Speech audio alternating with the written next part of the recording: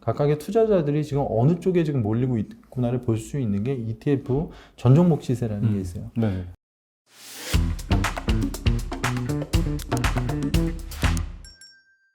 미래에셋 자산운용의 이승원 이사님 모셨습니다. 안녕하세요. 네, 안녕하십니까. 안녕하세요.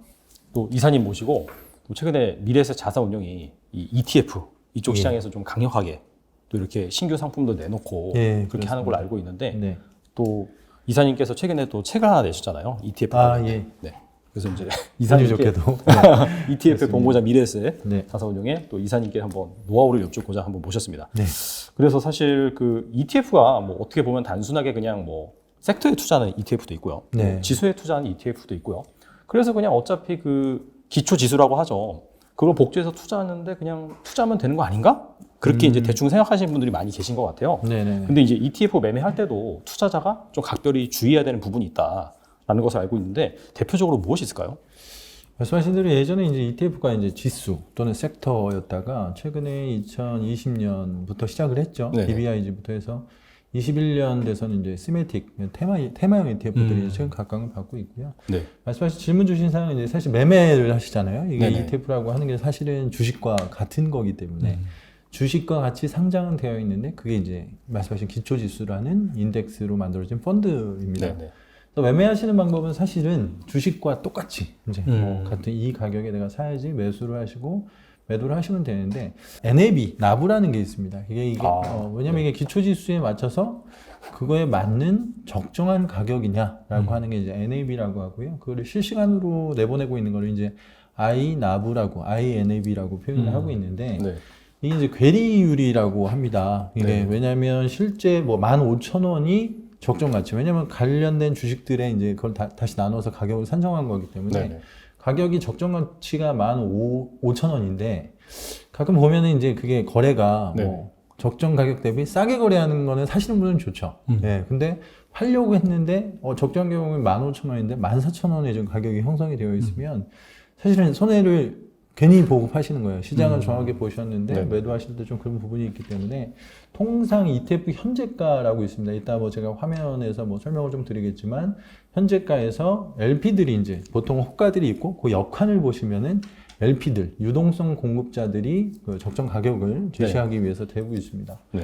그래서 어느 때 보면 근데 그게 그 괴리율이 좀 벌어져 가지고 내가 생각한 것보다 비싸게 살 때도 있고 팔려고 했더니 좀 싸게 살 수도 있는 그런 경우가 있거든요.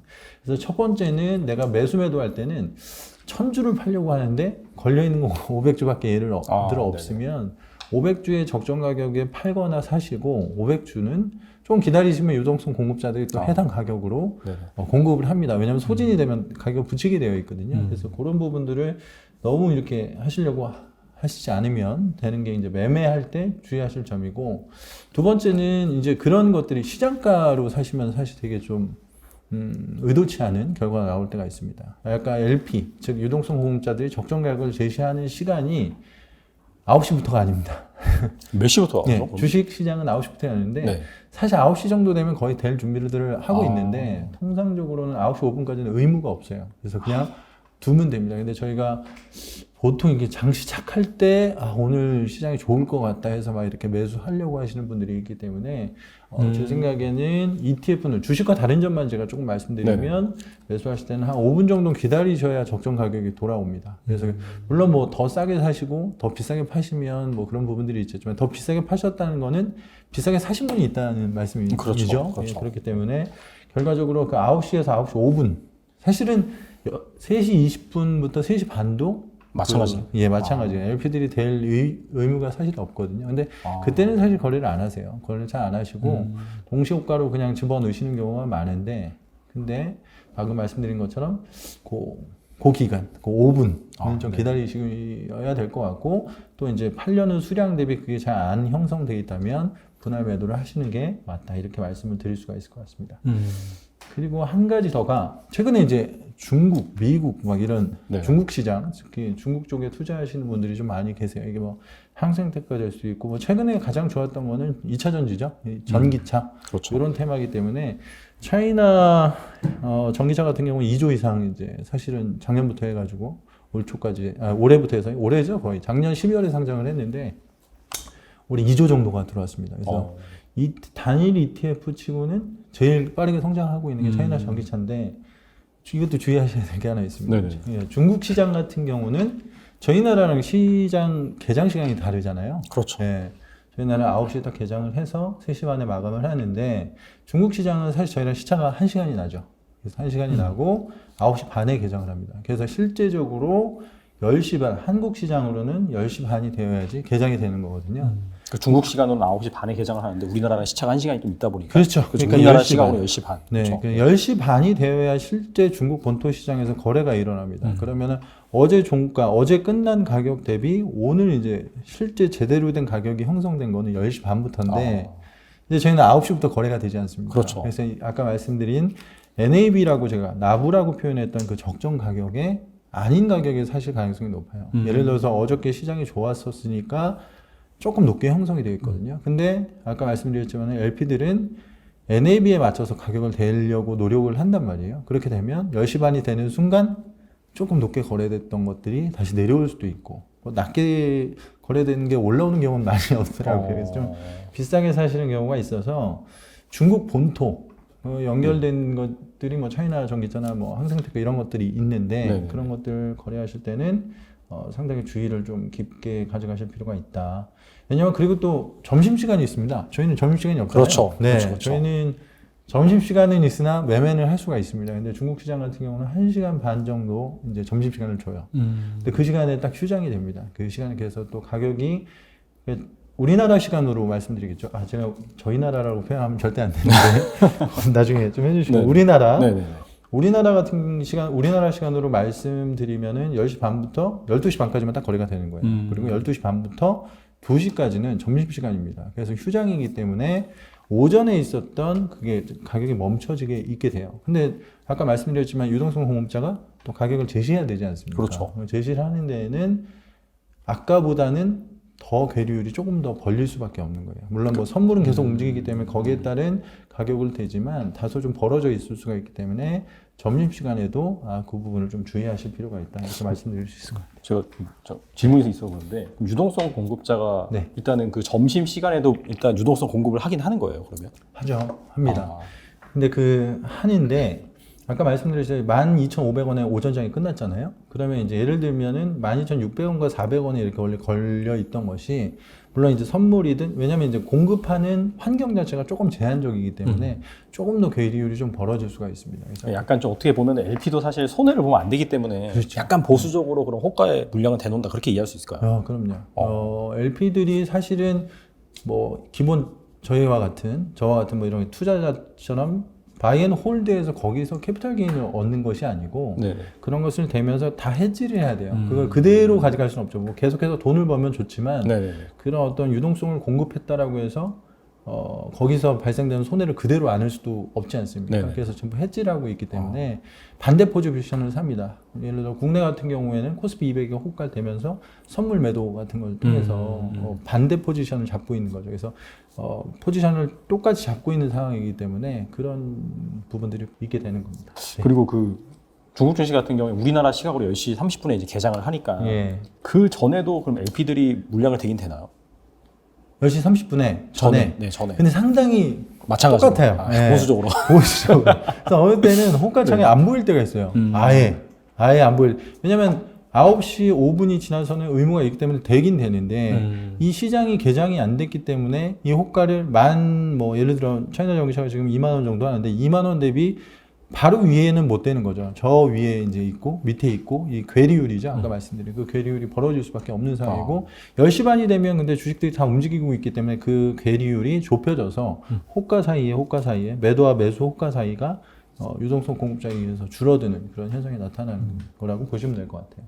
아무튼 그 말씀을 들으니까 네. 이 그 NAV와 실제 그 ETF의 시장 가격 네. 이거를 이제 활용을 잘 하면 그렇죠. 뭐 약간 뭐 이거 약간 욕심일 수도 있는데 조금이라도 싸게 살 수 있고 그럼요. 그게 가능하긴 가능하겠네요. 이론적으로요. 저는 ETF를 살 때는 내가 이게 주식 살 때는 그렇지 않습니까? 가격이 딱 정해져 있잖아요. 네네. 호가라는 것들이 매수하는 사람과 매도하는 사람에 의해서 시장에서 자연스럽게 형성이 되지만 ETF라는 건 적정 가격이라는 게 있기 때문에 그거와 괴리되기 위해서 작년에 이제 ETN에 그런 사태가 있었죠. 예, 그때 원유 이제 ETN 네네. 같은 경우에 그건 좀 다른 ETF와는 좀 다르지만은 가지고 있던 유동성 공급을 할 수 없는 상황까지 돼버리니까 사려는 사람과 팔려는 사람에 의해서 가격이 형성됐는데 그게 실제 가치보다 2배까지도 갔어요. 원래는 3,000원밖에 안 됐어야 되는데 뭐 6,000원에 맞아요, 거래가 되고 맞아요. 이랬던 것들이 그래서 기본적으로 ETF에 매매를 하실 때에는 적정 가격이 있구나. 그래서 내가 이거를 비싸게 사지 말아야지. 그리고 싸게 팔지 말아야지 하는 그런 생각을 가지고 매수매도를 하시는 게 맞다라고 생각을 합니다.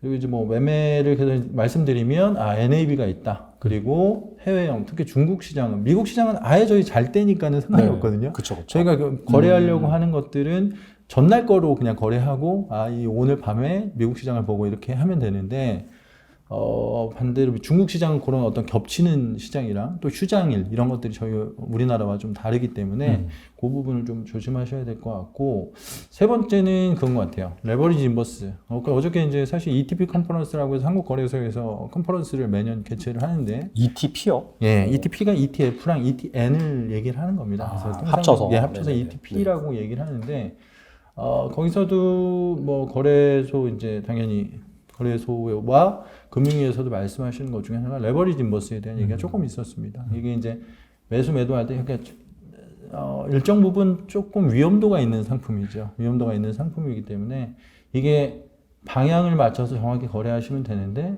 그게 또 너무 장기간으로 가면 안 되는 상황이고요. 이게 일간 변동성의 곱하기 2거든요. 그래서 만약에 코스피 200이 200에서 시작해서 어떠한 등락이 있다가 200이 끝났으면 저희는 이제 본전이구나. 그쵸. 이렇게 생각을 해야 되는데 제가 아마 그림에도 나중에 하나 제공을 해드렸는데 실제 지수가 돌아왔는데 그러니까 10% 올랐다, 10% 떨어졌다, 10% 올랐다, 10% 떨어졌는데 이건 실제 마이너스가 좀 나거든요. 그쵸. 예, 그래서 계속 반복되면 뭐 네. 0으로 수렴하겠죠. 네, 그래서 실제 그 일간 변동 속에 곱하기 2다. 그래서 이것도 하나 알고 계시면 좋을 것 같다라는 거고요. 아마 예시에 그런 게 있었을 것 같습니다. 작년 3월 13일부터 한 달간 4월 6일까지 제가 시뮬레이션 한 것도 말씀을 드렸는데 그때가 딱 돌아왔거든요.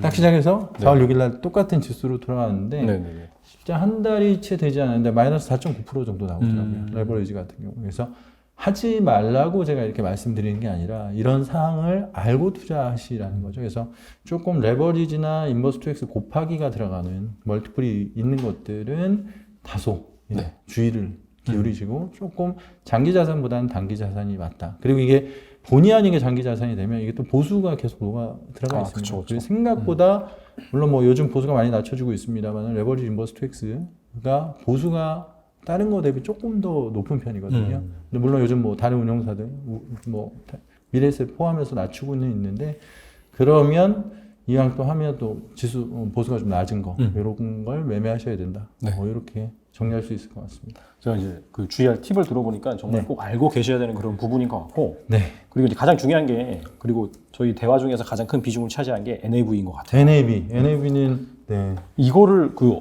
HTS상에서 어떻게 확인하는지 제가 아마 네. 그 이제 제공해드린 그 화면이 하나 있는데 네. 그게 제 화면이에요. 제가 회사에서 제가 이제 ETF만 보고 있으니까 네네. 내가 ETF를 투자하고 거래를 하겠다라고 하시면 뭐 제 화면이 답입니다 이렇게는 안 드리는데 답은 아니지만 거기 보면은 ETF 현재가가 제가 창을 하나 띄워놨고요. 그게 이제 저는 이제 미래에셋 증권 HTS를 사용하다 보니까 그렇게 제공을 드리는데 ETF 현재가가 있고 그 ETF 전 종목 시세가 있습니다. 그래서 저희가 지금 514개 상장이 맞을 겁니다. 514개가 상장되어 있는데 전 회사별로도 소팅이 가능하고 그리고 이제 거래량별로 개인 투자자들은 또는 각각의 투자자들이 지금 어느 쪽에 지금 몰리고 있구나를 볼 수 있는 게 ETF 전 종목 시세라는 게 있어요. 뭐 타이거가 마음에 드시면 타이거만 눌러오시면 타이거 100 몇십 개가 나오고 타이거와 코덱스를 눌러오시면 다 합쳐서 한 300개 정도가 나오고 자산 운용사별로도 이렇게 분류가 되고 그 체크하시면은 보통 이제 운용사별로 또 나올 수가 있고 전체 그냥 클릭해 놓으시면 거래량이 많은 것부터 이렇게 쭉 나옵니다. 그러면 오늘 시장은 어느 쪽에 지금 많이 사람들이 거래량이 늘고 있구나를 보실 수가 있는 화면이 있습니다. 그리고 한 가지 더 이제 그 옆쪽에 배열은 편하게 하셔도 되는데 PDF 현황이 있어요. ETF, PDF. 이제 PDF라는 것은 ETF에 포함된 각 종목들이 뭔지를 딱 정해줘서 나오는 화면이에요. 그래서 제가 그걸 누르면 이게 다 연동해서 바뀝니다. 제가 이제 전 종목 시세에서 얘를 누르면 현재가도 그 종목에 지금 현재 거래되고 네네. 있는 걸로 바뀌고 PDF도 그 ETF가 포함하고 있는 주식들로 다 바뀌거든요.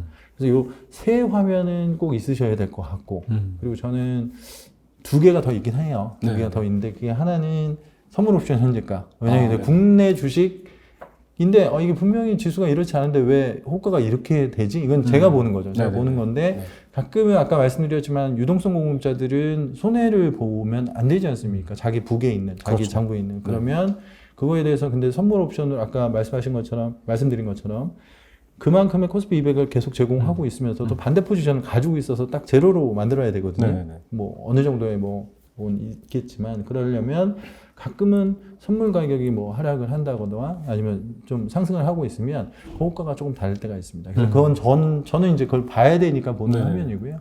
아까 말씀드린 1번, 2번, 3번 화면은 꼭 이렇게 좀 보시면 좋을 것 같고 하나는 이제 주체별 매매 현황도 저는 이렇게 5개 화면 띄워놓고 이 시장을 보고 있거든요. 네네. 그래서 그 제가 가지고 있는 화면 한번 보시면서 이렇게 띄워놓고 보면 ETF가 전체적으로 어떻게 움직이고 있구나 이걸 좀 보실 수 있을 것 같습니다. 네. 그 ETF 현재가 화면에 그 NAV랑 괴리율 이런 것도 다 나와 있는 거죠? 그럼요. 그 아마 네네. 있을 것 같고요. 그 현재 거 화면 보면 NAV도 있고 종목을 보면 그다음에 LP 아까 말씀드린 호가 옆에 LP들이 되고 있는 가격들도 있고 LP의 수량들도 볼 수가 있습니다. 그리고 적정 가치 아까 NAV라고 제가 말씀드렸는데 그거와의 지금 현재가의 괴리율이 몇 프로가 나고 있다도 정확히 볼 수가 있기 때문에 일반 종목 현재가랑은 조금 달라요. 종목 현재가 HTS의 종목 현재가 화면과 ETF 현재가 화면은 조금 다릅니다. 그래서 ETF 현재가 화면을 하시면 그런 LP들의 그런 것까지 보실 수가 있기 때문에 그걸 좀 참고하시면 좋을 것 같습니다. 제가 들으면서 생각이 드는 게 사실 뭐 그냥 종목을 투자한다, 기업을 투자한다라고 한다면 뭐 가치 투자 같은 경우에는 뭐 굳이 뭐 그런 뭐 주문 수량 뭐 신경 안 쓰고 네. 시장가로 체결을 시키든 뭐 그렇게 가능할 것 같은데 ETF 같은 경우에는 원래 그 ETF의 적정 가치가 있기 때문에 그런 맞습니다. 것들을 다 따져보기 위해서 확실히 좀 HTS에서 그런 것들 확인을 하고 네, 매매를 하는 게 HTS, 중요하겠네요. MTS, 예, 맞습니다. 투자해야 되지라고 했을 때는 그게 중요하죠. 내년은 G2에 대한 어떤 그런 혁신적인 기술을 가지고 있는 기업에 투자하는 게 좋다라고 생각을 해서 첫 번째는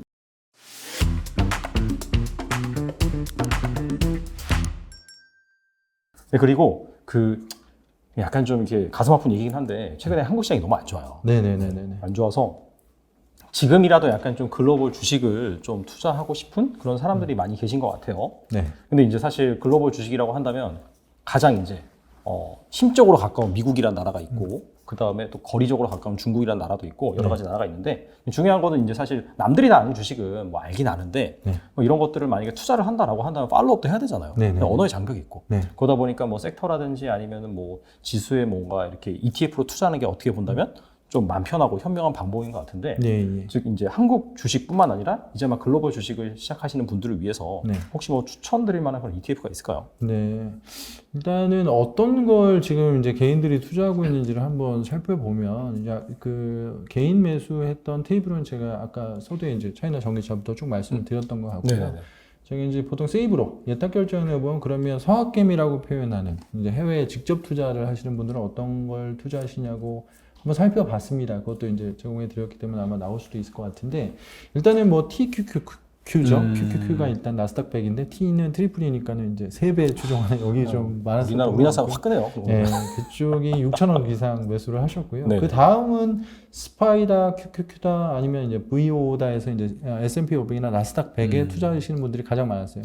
다행인 거는 지금 뭐 연일 계속 어제 뭐 그쵸, 잠깐 계속 하긴 왔어요. 했었지만은 연일 계속 최고가를 경신하고 있기 때문에 그런 부분들이 있었고요. 그 외에 투자하셨던 거는 이제 LIT라고 해서 리튬이죠. 리튬. 아까 전기차에 소재가 되는 2차 전지의 소재, 이제 근원적 소재인 리튬부터 해서 2차 전지, 그 다음에 전기차 밸류체인이라고 저희는 표현하는데 이제 자율주행까지 이제 뭉뚱그려져 있는 LIT가 이제 보이고요. 그 외에는 ICLN이나 시텍과 같은 친환경. 왜냐하면 바이든 정부가 들어와서 많이 바뀌었잖아요. 그렇죠. 최근에 이따가 뭐 말씀드릴 수 있는 기회가 있겠지만 뭐 그런 것들이 있었고, 그다음 필라델피아 반도체, 뭐 최근에 메타버스도 있지만 그런 것들이 반도체에 대한 얘기는 쇼티지 얘기부터 해서 작년부터 계속 나오고 있는 거예요. 그래서 이런 걸 투자했습니다. 근데 요즘 한국 시장이 조금 말씀하신 대로 재미가 없다라고 표현을 하셨는데 네. 어쨌든 이런 종목들을 뭐, 지금 개인들은 해외 투자를 이런 걸 하고 있다는 일단은 좀 알고 계시고,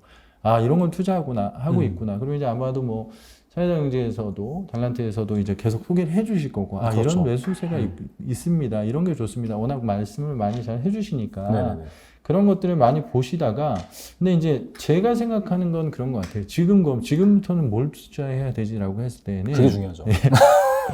저는 사실은 작년에는 이제 테마형, 이제 장기 혁신 성장 어떤 테마에 대한 얘기를 많이 해서 BBIG부터 많이 말씀을 드렸는데, 네네. 내년은 G2에 대한 집중이 맞을 것 같습니다. G2. 예. 미국이랑 중국. 그렇죠. 네네. 미국이랑 중국을 G2라고 표현하는데, G2에 대한 집중이 당연히 맞는 것 같고요. 그 중에서도 물론 뭐 나스닥백이라는 것도 마찬가지로 S&P 500도 그 안에 어떤 혁신 기술을 가지고 있는 주식들이 대부분 많이 차지하고 있지만 어떤 그런 혁신적인 기술을 가지고 있는 기업에 투자하는 게 좋다라고 생각을 해서 첫 번째는 미국 기술주가 답인 것 같아요. 미국 기술주가 나스닥백이 사실 요즘 좋아서 제가 많이 말씀드린 게 아니라 작년에 매수하신 것들도 개인 투자자분께서 하신 것도 이거였지만 그 당시에도 가장 많이 얘기했던 것이 나스닥 100이었습니다. 왜냐하면 나스닥이라고 하는 게 저희가 알고 있는 뭐 애플, 구글, 뭐 아마존, 그 테슬라 전부 다 이 안에 들어가 있잖아요. 그렇죠. 기술을 가지고 있는 그런 기업들은 이미 강력한 자본을 가지고 있는 거예요. 자본을 가지고 있고 또한 플랫폼을 다 가지고 있습니다. 뭐 이제 애플도 예전에 뭐 아직 뭐 얘기가 구체화되지 않았지만 이러다가 애플 카드 나올 것 같고 네, 그러면 지금 구글 정도의 플랫폼이라고 하면 당연히 구글도 뭐 전기차 시장이 될지 모르겠지만 뭐 나중에 이제 변화되는 세상에 가장 빠르게 대응할 수 있는 게 이런 플랫폼을 가진 기업들이거든요. 그래서 저는 이렇게 지금 또 어떤 미래 성장이 기대되는 것들에 쉽게 투자할 수 있는 뭐 페이스북도 최근 뭐 발표했던 것처럼 뭐 2월 실적 발표 때 얘기하고 이제 3년까지 바꾼 그렇죠. 메타로 바꿨죠. 메타로 바꿨는데 그런 기술을 구현할 수 있는 데들은 미국 기술주가 맞다라고 생각을 하고 있습니다. 그래서 이런 것들이 여기 이미 많이 올라와서 다른 기업들이 더 좋지 않을까? 라고도 생각을 할 수 있지만 반대로는 앞으로 변화되는 세상을 가장 빠르게 쫓아갈 수 있는 기업들은 어딜까라고 보면 반대로 또 미국 기술주 같은 데들이 또 이걸 할 수밖에 없을 것 같아요. 그래서 내년에 일단은 제 생각에는 첫 번째는 그대로 미국 기술주인 것 같고요. 네. 투자하실 수 있는 거는 QQQ나 아니면 나스닥 100 같은 한국에도 상장되고 미국에도 상장되어 있기 때문에 그렇죠. 아까 뭐 제가 세제 또는 네네. 퇴직연금이냐 왜냐면 연금 계좌는 또 해외 상장된 거는 지금 살 수가 없기 그렇죠. 때문에 못 사죠. 네. 그런 것들을 다 고려하셔서 하시면 될 것 같고요. 또 최근에는 많이 더 ETF도 많이 발전이 돼가지고 뭐 테크탑 10 뭐 이런 게 있습니다. 테크탑 10은 또 원래 100등까지였던 애를 10등으로 줄여내면서 더 이제 알짜를 만드는 거죠. 그래서 난 10개에 대해서만 투자하겠어 라고 한다면 나스닥 100보다는 그게 어느 게 좋다가 아니라 넓게 100개로 할까? 10개로 할까? 그러니까 전교 100등까지 할까? 10등까지만 할까? 이거에 대한 비중이 달라지잖아요. 약간 성향 차이인 것 같아요. 그거 약간. 그렇죠. 그래서 그런 걸 좀 해보시면 어떨까 싶고 내년은 아마도 이번에 그 코로나 이후에 사실은 세계는 더 빨리 변하고 있지 않습니까? 그렇죠. 훨씬 더 누군가 얘기했었죠. 아마 마이크로소프트 뭐 사장이었나요? 제 이름이 지금 잘 기억이 안 나는데 뭐 10년간의 겪을 변화를 2년 만에 저희는 다 이제 했던 거기 때문에 저희가 예전 생각하면은 진짜 뭐 줌이라고 하는 게 과연 언제 우리가 화상회의를 하겠어. 만나서 악수하고 얘기해야 진심으로 회의를 하는 거지. 이런 거였는데 불과 1년 반 만에 모든 게 줌이라고 하는 뭐 또는 어떤 화상회의 여러 가지가 있지만 그런 것들이 편해졌고 재택근무도 예전에는 컴퓨터가 잘 될까 했지만 지금은 전부 다 편안하게 하고 있거든요. 그렇죠. 네. 저희 회사만 하더라도 그런 게 있기 때문에 이런 빠른 변화 속에서 앞으로에 대한 변화는 더 빨라질 것 같고요. 그런 거에서 그런 환경 속에서 가장 괜찮은 게 이제 일단은 미국 기술주다. 1번인 것 같습니다. 네. 그리고 두 번째는 환경과 관련된 내용인 것 같은데요.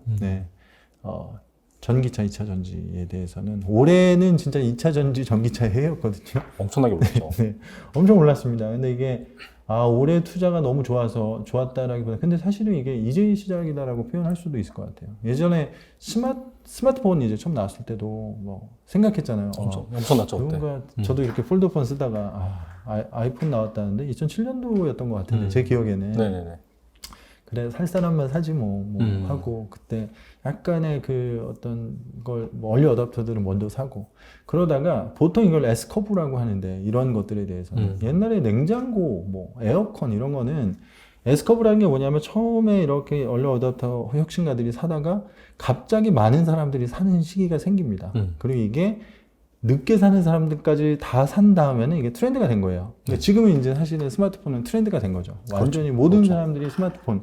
오히려 스마트폰이 아닌 게 있을까요? 있겠죠. 그래도 이제 또 그런 것들이 예전에는 사실 에어컨도 그랬고 냉장고도 그랬고 컬러 TV도 그랬고 이런 것들 전기도 그랬고 이런 것들이 처음 시작해서 끝까지 가는 S 트렌드 이제 메가 트렌드라고 저희는 표현하는데 그것까지 되는데 걸리는 시간이 보통 40년에서 60년 막 이렇게 걸렸습니다. 예전에 생각해 보시면 이제 에어컨 저희 집에도 어렸을 때는 없었던 것 같아요. 진짜 이제 어느 집에만 딱딱딱 있고 은행 가야 시원하다. 그렇죠. 요즘은 사실은 다 있으시잖아요. 막 그렇죠. 그것도 시스템 에어컨이라서 어떻게 가면은 자동으로 켜주고 온도도 알아서 조절하고 누를 필요도 없고 이렇게 되는데 이제 이런 것들은 전기차 제가 이제 말씀드렸는데 이게 이제 시작돼서 사실 이게 한 2년 전부터 이렇게 계속 얘기가 나오고 있죠. 우리나라의 3대 기업도 잘하고 있죠. 2차 전지에 대해서 잘하고 있고 현대차도 전기차에 대해서 잘 만들고 있어서 전 다행이라고 생각을 합니다. 근데 제 생각에는 모든 것들이 대부분 아직은 전기차로 다 바뀌지 않았어요. 그렇죠. 예전 생각하면 이제 아이폰이나 초창기 쓰시던 분들이 슬슬 전기차를 바꾸고 있구나. 그리고 환경이나 정책들을 보니까 탄소 줄이겠다라고 하면서 전기차에 대한 의무 판매 비율을 각 나라, 미국, 중국, 유럽, 뭐 우리나라도 이제 곧 탄소 제로화까지 선언을 했지만 그렇게 되면서 전기차에 대한 건 이제 사야지 하는 분들인 거죠. 얼리 어답터는 조금 지난 것 같고 그래서 사다가 이게 늦게 사시는 분들이 지나고 나면 결국은 우리나라에 이제 제가 도로에 나가 보면 모든 게 전기차가 되는 딱 그날까지는 이 테마는 가지고 있는 게 맞는 것 같아요. 그래서 물론 많이 올랐습니다. 뭐 예전 대비해서 이게 벌써 뭐 50% 100%인데 뭐 이게 괜찮을까요? 뭐 이런 것들은 물론 가격이라는 건 제가 잘 모르겠어요. 그러니까 오늘 사서 뭐 다음 달까지 좋을까요? 이것까지는 예측을 못하지만 아까 말씀드린 것처럼 뭐 연금 계좌 특히나 내 앞으로 뭐 20년 후에 은퇴다라고 했을 때에는 100%를 전기차, 2차 전지, 뭐 자율주행, 리튬 이런 건 아니지만 일정 부분 담아놓고 있어야 되는 좋은 어떤 투자 테마로서 맞는 것 같아요. 그래서 첫 번째는 미국 기술주, 두 번째는 2차 전지. 그리고 세 번째는 차이나 전기차 말씀을 조금 드려야 되는데 왜냐하면 너무 많은 분들이 투자를 하셨어요. 아마 달란트 구독자분들 중에서도 많으시지 않을까 생각을 하는데 가격이 2만 원 정도 됐습니다. 그게 뭐 연초에 한 14,000, 만 원 상장이거든요. 일반적으로 ETF 통상 10,000원 상장을 하는데 작년 12월에 10,000원에 상장해서 약간 우여곡절이 2월달, 3월달에 있었지만은 결국은 2만 원까지 왔는데 이게 뭐 90% 올랐네요. 네. 그 아마 신문에도 뭐 90% 수익률 1위 이렇게 나왔는데 중국은 조금 다른 접근이 필요하신 것 같아요. 그러니까 중국은 정책적인 부분들을 제가 많이 봐야 된다고 뭐 어디 가나 말씀을 많이 드리는데 전기차에 대해서 중국이 가지고 있는 욕심은 좀 더 큽니다. 왜냐하면 자동차 시장이든 모든 기술에 대한 것들은 미국이 거의 다 앞서 있어요. 그렇죠. 거의 다 있고 지금도 사실 테슬라가 앞서 있죠. 뭐 BYD 뭐 어느 게 더 좋다라는 제가 그 말씀을 드리는 게 아니라 그럼에도 불구하고 중국에서 정책적으로 전기차에 대한 의무 판매 비율을 지켜라 그러면 지키는 데가 중국이죠. 그래서 일단은 그런 정책적인 것들이 1번 전기차에 대한 국가적인 차원에서 그런 것들이 계속 있다. 두 번째는 아직까지 미국 대비해서 중국은 자동차가 많지가 않습니다. 인구는 많잖아요. 그럼 많죠. 10명 대비 미국은 제가 알기로 7에서 8명 정도가 자동차를 다 가지고 있어요. 네네. 10명이 있으면 그래 뭐 7, 8명은 네네. 자동차. 근데 아직 중국은 상해나 심천 이런 대도시를 좀 제외하면 2명이 채 되지가 않은 거예요. 10명 중에 2명도 안 가지고 있어요. 그러면 이 사람들이 이제 점점 더 뭐 경제가 G2라는 말도 사실은 오래된 말이 아니잖아요. 이게 그렇죠. 중국이 성장을 하면서 네. G2라는 말까지 나오게 된 건데 그렇게 된다라고 하면 자동차에 대한 보급률도 훨씬 더 높아질 거고 그렇다라고 하면 지금부터는 2050년 탄소 중립선을 중국도 했기 때문에 23년 남았나? 27년 남았네요. 이제 2028년, 27년 남았는데 그때까지 제로가 되려면 대부분의 자동차 제조업체들은 모든 게 전기차가 돼야 되는 거거든요. 그래서 많이 올랐기 때문에 조정할 때 사세요. 이런 거는 좋은데 뭐 기본적으로 중국 전기차의 테마는 어떻습니까? 라고 하면 사실 제 올해 이렇게 됐기 때문에 올해 연초부터 제가 중국 전기차 물론 중국 바이오도 말씀을 드렸는데 바이오는 또 정책적인 부분이 좀 달랐어요. 그래서 다른 결과가 나왔지만 그래서 2차 전지와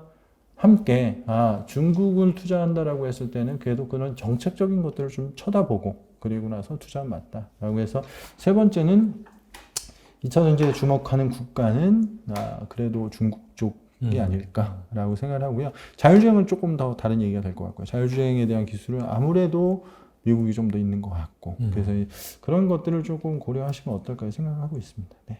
이거 말고 또 한 가지가 더 있을까요? 한 가지가 사실 이제 아까 제가 친환경을 말씀을 좀 드렸었죠. 친환경 관련된 것들 그리고 G2에 집중하면서 미국 기술주, 그 다음에 이제 전기차, 친환경. 이게 사실 그건 친환경과 연관돼 있고, 중국 관련된 거 살짝 말씀드렸는데, 하나는 요즘 핫한 메타버스는 한번 더 보셔야 될 것 같습니다. 예, 메타버스가 사실은 세계적으로는 그냥 6월달 정도에 이제 상장을 해서 상당히 좋은 성과를 보였다가 뭐 이제 조정을 받고 이런 우여곡절이 좀 있지만, 한국의 10월 13일 날 상장된 메타버스들은 현재 한 달이 안 됐네요. 30%가 났습니다. 이 메타버스는, 근데 이게 메타버스 ETF가 좋다라는 것보다는 메타버스, 아까 제가 이제 말씀드렸잖아요. S커브로 말씀드리면서 전기차가 지금의 어느 상황이냐, S커브에서 라고 말씀드렸는데, 메타버스는 전기차보다 더 밑에서 앞단이죠. 시작을 하는 거예요. 그래서 시작을 하는데, 메타버스가 예전에는 가상현실이라는 말이잖아요. 근데 뭐 페이스북에서 얘기했다, 뭐 페이스북에 뭐 명칭을 바꿔 했다지만, 그 메타버스 안에 들어가는 기술들을 잘 보시면 될 것 같아요. 그게 이제 사실 기술주랑 연결이 되는데 이게 그냥 하나의 통합된 사실은 다른 현실이지 않습니까? 그래서 레깅도 없어야 되고 그래픽 카드도 좋아야 되고 지금은 저희가 앱을 이 앱도 쓰고 이 앱도 쓰지만 이 앱과 앱 사이가 통합이 돼야 되고 거기서 뭐 아까 가상화폐도 얘기하셨지만 어떤 화폐 수단이든 거래도 돼야 되고 이런 것들이 메타버스거든요. 근데 이런 것들이 현실로 구현이 되려면 아까 말씀드린 기술주로 다시 가야 되는 거죠. 기술주가 될 것 같고 그리고 그 안에 있는 컴퓨팅, 네트워킹, 플랫폼, 결제 시스템 모든 것들이 다 있어야 됩니다. 그래서 그런 메타버스에 맞는 게 뭔지를 이제 지금부터는 공부를 하시면 될 것 같아요. 그래서 또 얼마 전에 메타버스 얘기해 주셨는데 국내에 상장된 거는 사실은 메타버스에 대한 확실한 어떤 이게 메타버스? 이런 기업도 보이실 거예요. 그 종목들을 PDF에 있는 거 보시면 맞아요.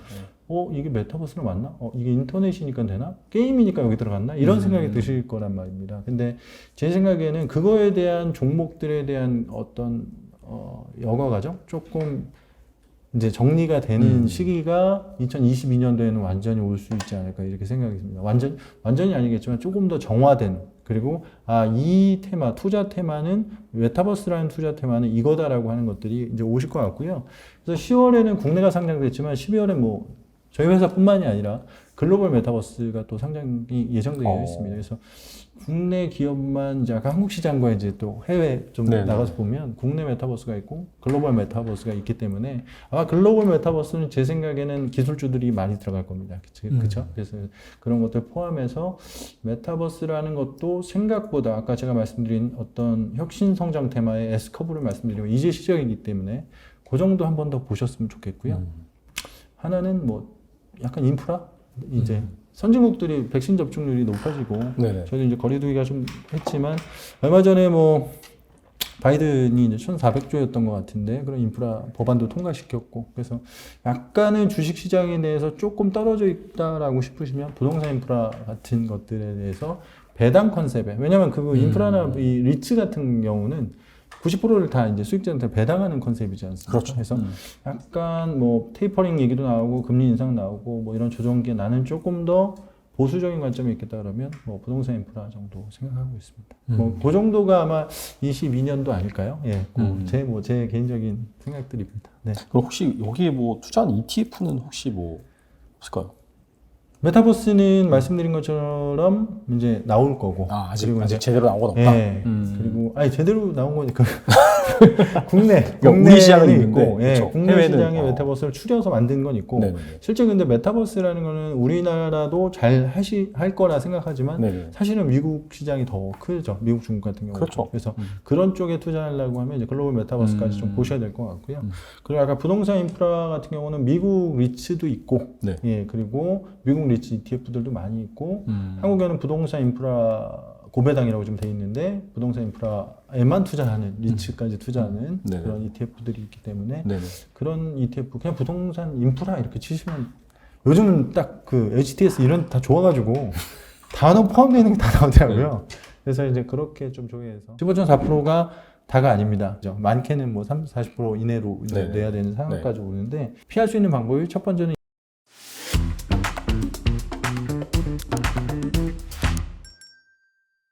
그리고 그 ETF 하면은 또 이 ETF에 투자할 수 있는 뭐 증권사 계좌라고 해서 사실 또 연금 계좌 이런 부분과 결부시켜서 사람들이 많이 생각을 하고 있는 것 같아요.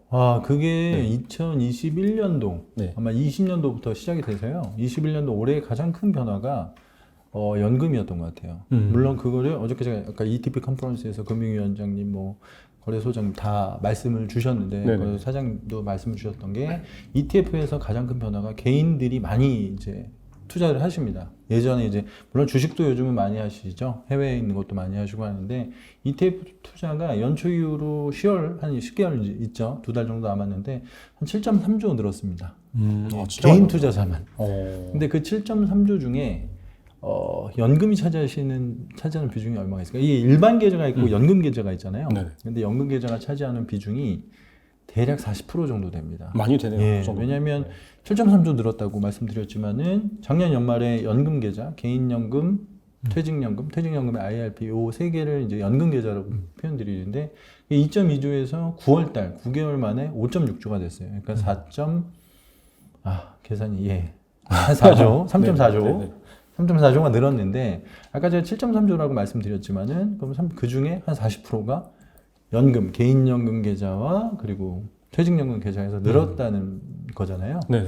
근데 이 늘었다라는 것이 가만히 생각하면 뭔가 좋은 이유가 있는 거죠. 왜냐하면 그 연금이라고 하는 것 자체가 기본적으로는 장기 자산이지 않습니까? 그렇죠. 왜냐하면 장기적으로 투자하고. 많이 이제 사회자 경제에서도 얘기해 주시잖아요. 네네. 노후에 어떻게 노후를 어떻게 대비해야 된다 이런 교육들을 많이 해주셔서 좋은데 그 장기 자산이다 보니까 이거를 길게 좀 보시는 경향이 있어요. 그러니까 예를 들어서 조금 일반 계좌 대비 연금 계좌는 기본적으로 아까 레버리지 인버스는 되지가 않고요. 퇴직연금에서 개인연금 연금 계좌에서는 되지가 네네. 않고 ISA까지 이따 말씀드리겠지만 그리고 선물이 들어가 있는 것도 퇴직연금 계좌에서는 되지가 않습니다. 그래서 이런 것들을 보면 개인들이 그럼 어떤 걸 매수했냐면 아까 말씀드린 대로 2021년도엔 차이나 전기차 1등, 2등 미국 테크탑 10.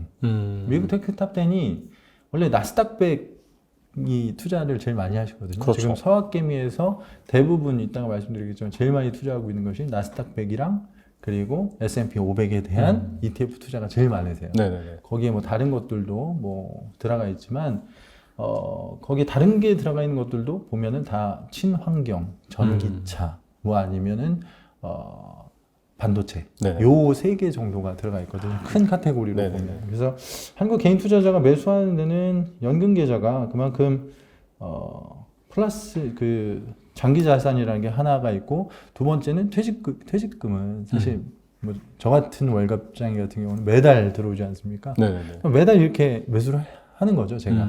매달 제 계좌에서 매수를 하게 되는데 그렇게 되면은 자연스럽게 적립식이 되고 또 ETF는 한 종목이 아니라 최소한 10종목, 많게 한 30종목까지, 30종목이 보통 가지고 있는데 계속 분산되어 있는 주식에 대해서 계속 분산 적립 투자를 하기 때문에 그래서 연금 계좌에서 이제 많이 좀 들어오는 경우가 있는 거고요. 그거보다 더 좋은 건 사실 세제 혜택 때문입니다. 세제 혜택. 왜냐하면 국내 주식형은 일단 비과세예요. 현재 기준으로 따지자면 국내 주식형 ETF는 다 비과세인데 해외형 아까 제가 차이나 전기차도 말씀드렸고 미국 테크탑 10도 말씀드렸고 그쵸. 뭐 반도체, 필라델피아 반도체 다 있거든요. 네네. 근데 이거는 15.4% 과세를 합니다.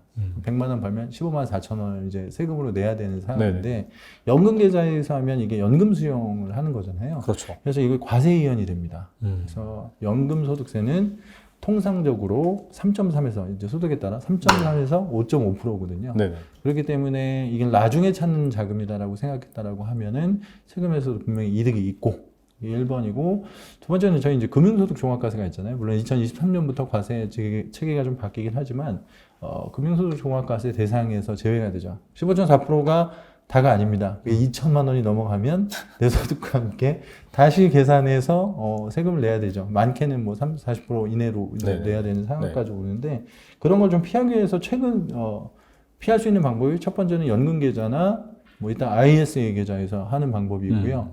하나는 뭐 역외 ETF가 현재로는 그냥 20% 그냥 양도소득세에서 끝나니까. 그건 이제 과세가 하나, 네. 이중과세가 아니라 하나만 있다 그렇게 이야기해요. 그렇게 되는 것 같습니다. 그래서 일단 그 두 가지 측면인 것 같아요. 그래서 오늘 조금 기억하실 거 연금 계좌에서의 매수가 정말 많구나. 그리고 내년 되면 은행에서도 이제 은행 퇴직연금 IRP나 이런 데서도 ETF가 다 매수가 지금 가능하기 때문에 한다고 예정되어 있기 때문에 ETF로 자금이 많이 몰리는데 그 중에 뭐 퇴직연금 특히 네. 개인연금 같은 연금 계좌에서 많이 몰리고 있다가 네네. 첫 번째 좀 기억하시고 내가 안 하고 있다면 한번 좀 생각해 보실 필요가 있는 것 같아요. 두 번째는 이제 ISA 하나 더 그냥 소개해 드려도 될까요? IS는 그 연금 계좌는 아니죠? 아닙니다. 네네. 예. 연금 계좌는 그리고 기본적으로 개인연금은 400만 원이고 그다음에 IRP 같은 경우는 700만 원까지 세액공제가 되잖아요. 네. 그렇기 때문에 그거는 또 세액공제 측면도 있기 때문에 되고 ISA는 그런 공제가 되는 부분이나 그런 부분은 아닌데 일단은 아까 말씀드린 이거는 사실 권한이거든요. 왜냐하면 요번에 중개형 ISA라는 게 새로 생겼습니다. 네. 그래서 2021년도부터 지금 가입이 가능하고 각 증권사에서 열심히 이제 또 하는데 작년 코로나 때 이거에 대해서 증시가 폭락을 한번 있었잖아요. 그래서 그렇죠. 정부에서 생각을 한 겁니다. 각각의 투자자들한테 어떤 베네핏을 줄 수 있을까라고 해서 이제 중개형 ISA가 나왔는데 연간 한도 5천, 5년까지 1억 한도만 되고요. 얘는 일단은 뭐 일반형은 200만 원까지는 비과세고 나머지들에 대해서 서민형은 400만 원까지 이제 비과세 혜택을 주고 그리고 나머지도 9.9% 분리과세입니다. 그래서 분리과세라고 함이 아까 말씀드린 금융소득 종합과세가 안 되는 거고 해외형 같이 15.4% 배당소득세를 내던 걸 9.9%만 내기 때문에 세금도 적고 이게 3년만 유지하시면 언제든지 찾을 수가 있으신 거기 때문에 이게 그리고 또 예전에는 뭐 이게 좀 조건이 있었는데 지금 이제 성인이면 누구나 가입이 가능합니다. 그래서 그런 부분들을 꼭 참고하시면 좋을 것 같습니다. 아까 제가 약간 좀 헷갈려서 그러는데 네. 그 연간 1억까지? 아니요. 네. 올해 제가 입금할 수 있는 건 2천만 원이죠. 2천만 원. 5년 동안 할 수가 5년 있는 동안 거고 2천 동안이니까. 네, 1억까지만 딱 할 수가 있는 거죠. 거기에서 발생하는 수익금 같은 경우에는 종합소득 과세로 과세가 안 된다 이제. 네, 분리과세가 되는 거죠. 따로 그냥 9.9%만 하고 네네. 서민형, 그러니까 무직자나 이제 뭐 주부나 이런 네네. 것도 소득에 따라서 다르긴 한데 소득이 아마 근로소득자는 5천만 원까지고요. 뭐 이제 종합소득은 3,500만 원이 넘어가면 200만 원까지는 비과세고 그 서민형으로 가입하면 400만 원까지는 비과세고 나머지도 분리과세고 그래서 세제 혜택이 분명히 있는 계좌입니다. 물론 뭐 오늘 투자해서 6개월 있다 나 이거 찾아야 돼 그러면 뭐 세금을 다시 내야 되겠죠. 그런 그렇죠. 건 아니고 이게 최소한 3년을 유지하셔야 되는 그런 거라서 이거는 제가 봤을 때는 각 개인들한테 주고 있는 분명히 베네핏이거든요. 이 혜택을 주고 있는 거기 때문에 반드시 뭐 내 자산 중에 3년 정도는 이 안에서 그리고 이게 2천만 원 이상 들어가지가 않아요. 제가 계좌 개설을 하면 증권사에서 뭐 확인 작업하다 보면 가끔 1원 넣어주는 경우 있지 않습니까? 그렇죠. 예. 그래서 이렇게 넣어보려고 했는데 안 들어가더라고요. 2천만 원. 이건 뭐냐? 2천만 원까지라고 했는데 그랬더니 1원이 들어가 있어서 1999만 9,999원 이체를 해야 되네요. 예, 딱 2천만 원까지만 되고 이제 내년이 되면 또 이제 2천만 원을 제가 넣을 수 있죠. 그래서 그거는 관리를 좀 하고 마지막에 이제 마지막에는 아니지만 3년 차에도 또 넣고 나서 또 3년이 다 지나면 이제 찾을 수가 있으니까 그러니까 그런 어떤 혜택을 받고 찾을 수가 있으니까 그거는 꼭 기억하시면 좋을 것 같습니다. 그래서 제가 꼭 뭐 요즘 많이 하셔가지고 많이 강조가 되고 있고 저도 뭐 몇 년 전부터 얘기를 하고 있는 부분들이지만 퇴직연금, 개인연금 포함 연금계좌와 ISA는 반드시 가지고 계시는 게 맞다 이렇게 보시면 될 것 같아요. 그럼 이제 3년 놓고 찾고 다시 그럼 또 3년 놓고 찾고 이렇게 할 수가 있는 건가요? 그러면? 찾고 나서는 이제 가입을 새로 하셔야 되는 거죠. 예, 왜냐면 이 계좌가 해지가 됐으니까는. 예, 그러니까 그 찾은 거에 한해서는 사실 뭐 예를 들어서 아까 말한 것처럼 1억 내라고 한다면 비과세, 뭐 분리과세라든지 다 그런 혜택을 혜택을 받으시죠. 받고 그다음에 다시 만들어서 또 하면 다시 또 할 수 있는 거예요. 만들어셔야죠. 대신 최소한 5년이라는 게 생기는 거고 3년이 또 이제 거기서부터 이제 카운트가 되는 거니까 네. 그렇게는 할 수 있습니다. 약간 노가다긴 한데 그럼에도 불구하고 이게 저희도 이제 ETF 관련 세금 관련 콘텐츠를 그렇죠. 올리면은 상당히 그 민감한 그 부분. 왜냐하면 국내 주식이면 사실은 ISA는 모든 걸 국내 주식도 다 하실 수가 있습니다. 다 하실 수가 있고 그렇죠. 그런 것들이 이제 혜택이 있는 거니까 비과세가 일정 부분 있는 거니까 네. 그거는 꼭 하시는 게 맞다라고 생각합니다. 굳이 2천만 원을 꼭 넣어야 되는 것도 아니거든요. 그렇죠. 2천만 원 맥스고 내가 넣을 수 있는 자금을 했는데 예를 들어 100만 원 했는데 30%가 나와서 30만 원을 받았다. 그러면 사실은 아까 제가 일반형은 200, 소민형은 400이라고 말씀드렸잖아요. 그럼 네. 비과세로 받으시면 되는 거죠. 그래서 근데 국내 주식형 같은 경우는 어차피 지금 비과세이기 때문에 거기서 혜택을 받으실 생각은 아니지만 오늘 ETF를 말씀드렸지만은 국내 주식 제외한 저희가 최근에 해외 테마, 해외가 많잖아요. 해외로 많이 하죠. 요즘은. 해외를 훨씬 네. 더 많이 하고 있기 때문에 해외 쪽으로 가면 이제 아까 말씀드린 배당소득세 부분들을 이쪽에서는 금융소득 종합과세도 피한다고 뭐 이제 세금을 피한다가 좀 세테크죠. 세테크를 할 수 있으면서 네네. 말씀드린 것처럼 그런 효과를 좀 누릴 수 있다 이렇게 말씀드릴 수 있을 것 같습니다. 알겠습니다. 이게 약간 어떻게 보면 복잡할 수도 있는데 잘 개념을 정립하시면은 확실히 좀 세금을 내야 될 세금을 확실히 안 낼 수 있는. 그렇죠. 좀 그런 자기가 가지고 있는 본인 투자자분들께서 가지고 있는 자금의 성격에 따라 아까 이제 연금의 성격도 분명히 있어야 되는 거고요. 네네. 지금 내가 당장에 쓸 수도 있지만 운용할 수, 투자하실 수 있는 자금도 있을 거고 지금처럼 그거보다는 좀 길게 가져갈 수, 한 3년 정도는 이렇게 해서 해외형에 대한 해외 투자에 대한 이익을 좀 이쪽 계좌를 통해서 받겠다라고 한다라고 하면 ISA 가지고 이렇게는 좀 가지고 계시는 게 어떨까 생각하고 있습니다. 그리고 최근에 좀 원달러 환율이 또 많이 상승을 하고 있어요. 좀처럼 내려오지도 않고 네. 좀 그렇긴 한데 그래서 약간 지금 또 시장이 또 안 좋고 하니까 네. 달러 투자에 관심이 많으신 그런 분들도 계신 것 같습니다. 근데 달러 투자가 뭐 현물 투자도 있지만 네. 결과적으로 ETF로 투자하는 방법이 있잖아요. 네. 근데 이제 제가 일단 알기로는 ETF는 좀 달러 선물에 그렇게 네. 이제 투자를 하다 보니까 중간에 이제 월물을 교체한다고 하죠. 그래서 네, 롤오버 네, 비용이 네. 발생한다든지 네, 네. 그런 부분이 있거든요. 네네네. 그래서 맞습니다. 혹시 이게 이제 달러를 ETF로 투자할 때 장점이 있을까요? 현물 투자보다? 분명히 장점은 있는 것 같고요. 말씀하신 것처럼 정확히 보신 게 보통 달러를 사가지고 환전해서 가지고 ETF가 가져가는 것이 아니라 원달러 이제 선물에 투자하는 ETF가 있죠. 네. 이게 하나가 있고 다른 하나는 달러 채권에 투자하는 ETF가 있습니다. 뭐 비용적인 측면에서는 사실상 유리한 게 맞죠. 이제 개인 투자 입장에서 제가 달러를 사겠다라 그러면 통상적으로 1억 한다 그러면 물론 뭐 개개인에 따라서 또 금융사에 따라 다르지만 통상적으로 100만 원은 있어야 되거든요. 1억을 이제 산다라고 하면은 들어가는 비용이 뭐 200원에 샀는데 거기에 따른 비용이 이제 스프레드라는 게 있기 때문에 그게 발생이 되는데 ETF는 기본적으로 선물에 대한 투자이기 때문에 그런 환전 비용은 없어요. 그래서 아무리 그 안에 있는 보수를 감안하더라도 기본적으로는 비용은 좀 적게 들어간다. 그러니까 1번이 되는 것 같고요. 다만 말씀하신 것처럼 롤오버를 하게 되면서 거기서 발생되는 비용들이 이제 나올 수가 있죠. 이제 원달러 선물 같은 경우에는 그런 경우에도 근데 지금 그걸 감안하더라도 개인 투자자 입장에서는 환전하시는 것보다 좀 나은 것 같고 두 번째는 저는 사실 추천드리고 싶은 것은 달러 채권이 맞는 것 같아요. 왜냐하면 달러 표시 채권 같은 경우는 환율의 연동을 받죠. 왜냐하면 환율과 채권 이자, 환율의 변동을 환율에 투자한 거고 그리고 거기서 달러 채권이잖아요. 단기 채권이기 때문에 최근에 이제 금리가 올라가면서도 사실 단기 채권 같은 경우 거기서 발생되는 이자가 있죠. 네. 그래서 거기까지가 될 수가 있기 때문에 달러 단기 채권 같은 경우에는 달러에 대한 투자도 할 수 있으면서 환전 비용을 절약하고 그리고 채권에 대한 이자도 받을 수 있다. 그래서 저는 달러를 한다라고 해서 ETF는 어차피 그리고 퇴직연금 같은 경우에서는 아예 선물 들어가면 안 되거든요. 그래서 달러 사고 싶어도 못 사세요. 그래서 그거를 사시려면 달러 채권을 사시는 거예요. 달러 채권을 사면 환율도 그대로 어떤 플러스 생각하는 방향에 대한 투자도 되고 플러스 채권의 이자, 뭐 요즘은 이자율이 워낙 최근에 금리가 올라가고 있지만 낮기 때문에 받을 수가 있어서 달러 단기 채권에 투자하면 이런 어떤 금리 인상기에도 긍정적인 효과가 있다. 이렇게 보시면 될 것 같아요. 그 정도 정리할 수 있을 것 같습니다. 알겠습니다. 그리고 이제 달러 말고도 요즘 뭐 인플레이션이라고 하면서 원자재 가격이 막 많이 요동을 올랐죠. 치고 있잖아요. 네, 많이 올랐죠. 앞으로 뭐 더 간다. 뭐 그런 얘기도 많이 있고.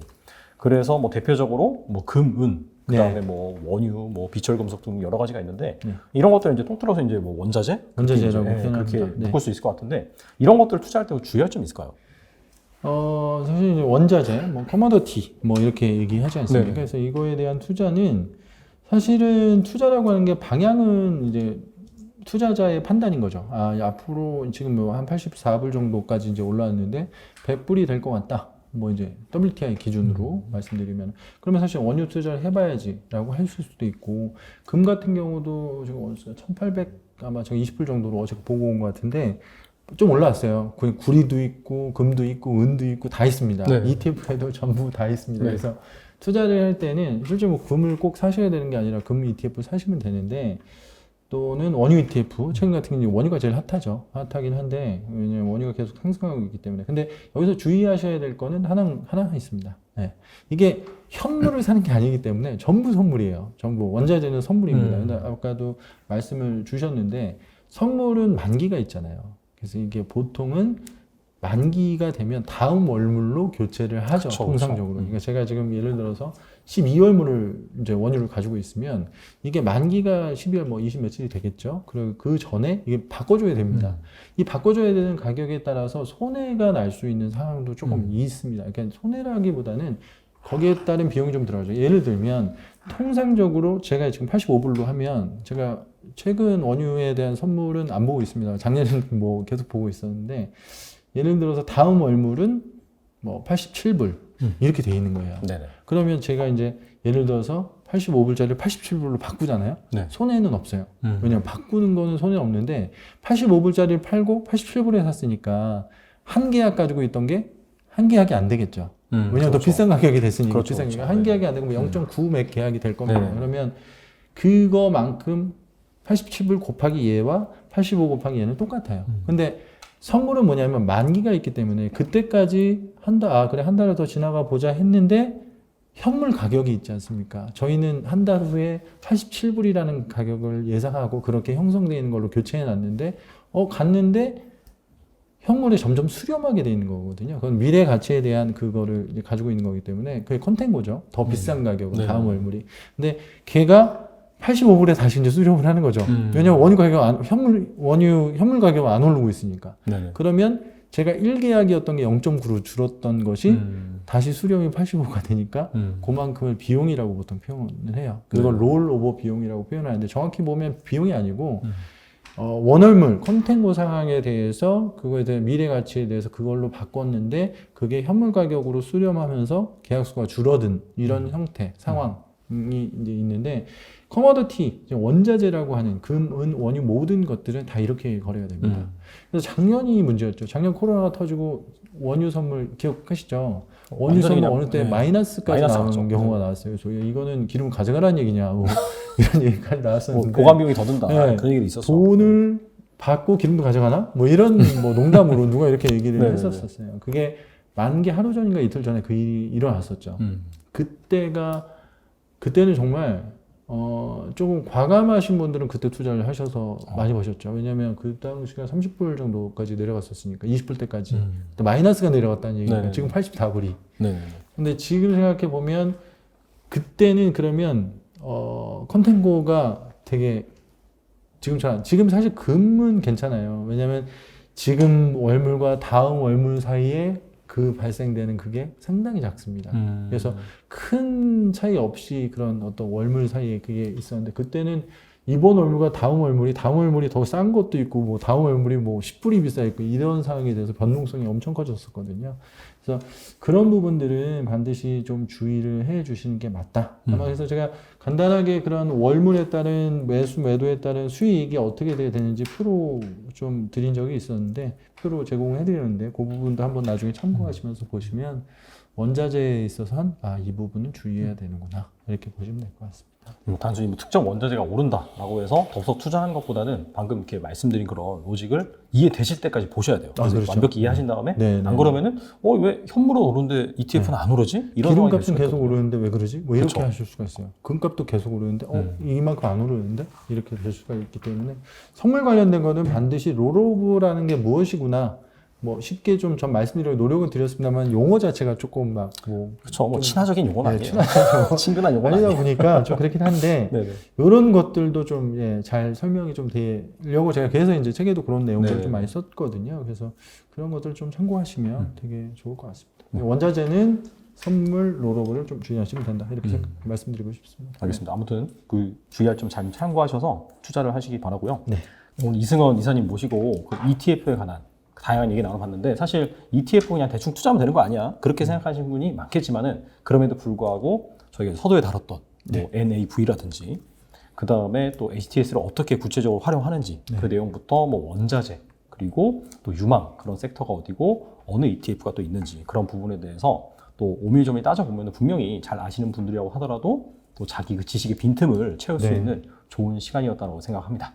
자, 궁금하신 분들 같은 경우에 추가적으로 또 이사님 책 참조하시면 좋을 것 같습니다. 네, 오늘 미래에셋 자산운용의 이승원 이사님 나오셔서 감사합니다. 네, 감사합니다.